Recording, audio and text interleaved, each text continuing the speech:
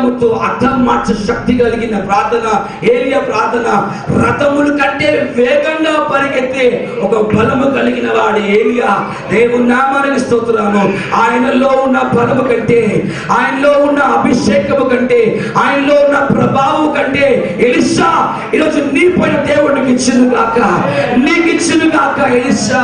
దేవుని నామానికి స్తోత్రాలు. ఎక్కడెక్కడ ప్రార్థన బలిపీఠాన్ని కడతారో, ఎక్కడెక్కడ ప్రార్థన బలిపీఠం కట్టబడుతుందో దేవుని నామానికి స్తోత్రాలు. సారము లేని భూములన్నీ సారంగా మార్చబడును గాక, సారముగా మార్చబడును గాక. చనిపోయిన వారు తిరిగి లేచును గాక. మూడవదిగా దేవుడు వాళ్ళ కళ్ళను తెరిచే కృపను ఇచ్చింది గాక. దేవుని నామానికి స్తోత్రాలు. ఈ 3 బలిపీఠాన్ని కట్టేనే గాని మన దేశంలో ఉచితం రాదు.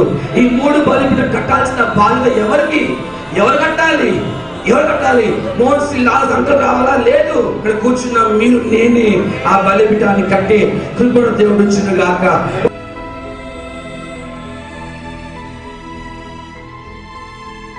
మంచి అవకాశము ఈ అభిషేకము నీకే ఇస్తాను. రకాల సకబల తీరమల తరవసిన రమణికి ఎరవే తిరవల రండి రండి రికవల శనవల తురవసిన రండి శకబల తరవసిన శికి విలల తురవల సకనవల తరవ. చేతులు పైకెత్తి అన్ని భాషలు మాట్లాడి దేవుని నామాన్ని మహిమపరుస్తున్నా. సోలిపోయావా సహోదరి? బలహీనంగా ఉన్నావా? బలం లేని వాడుగా ఉన్నావా సహోదరుడా? సోలిపోకు. నీ చేతిలో దేవుడు బలపరచును గాక, నీ చేతిలో దేవుడు బలపరచును గాక.